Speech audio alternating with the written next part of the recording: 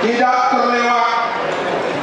Saya ucapkan terima kasih sebagai pengurusi Himpunan Kebangkitan Rakyat SKR HIT 112 yang berlaku di Stadium Merdeka baru-baru ini. Saya begitu nervous daripada pukul 12 malam, 12 tengah hari hingga pukul 5 petang.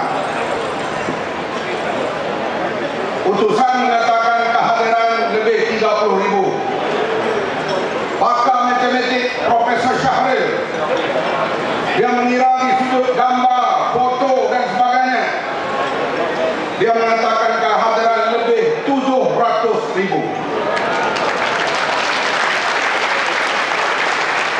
Kepada akhbar-akhbar berbahasa Cina, saya berterima kasih. Surat khabar mereka habis dijual. Orang Melayu beli semua surat khabar Cina hari itu. Bukan mereka faham bahasa, mereka nak tengok gambar. Saya sendiri beli 4 surat khabar Cina, walaupun saya tak tahu baca. Sebab saya nak lihat gambar-gambar himpunan pada 12 Januari yang lalu. Saudara sekalian, stadium yang penuh dan telefon saya berbagai ugutan datang.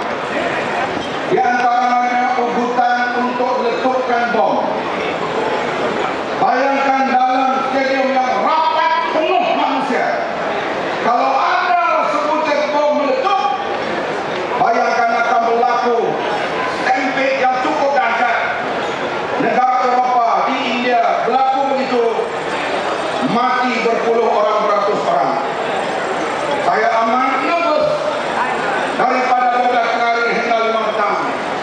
Tetapi selepas pukul 5, setelah negaraku dinyanyikan, orang pun beredar keluar, tak ada langsung free accident and incident, tak ada apa-apa berlaku. Inilah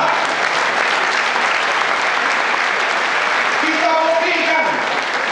Selama ini TV, radio, surat khabar mengatakan penunjuk perasaan mengganas, penunjuk perasaan memecahkan harta awam. Kita lihat 12 Januari, apabila tak ada roadblock, tak ada gas pembersih mata, kita lihat aman atau tidak? Aman atau tidak? Artinya propaganda RTM TV3 bohong. Rakyat Malaysia cintakan keamanan.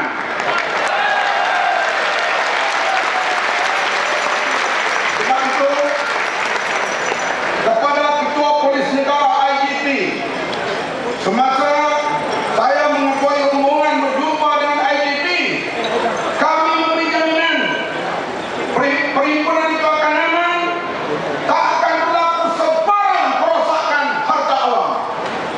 Dan Ketua Polis Negara mengatakan dia nak lihat inilah himpunan historic moment, satu peristiwa yang paling penting, iaitu himpunan paling aman bersejarah sebelum kita mengambil alih Putrajaya.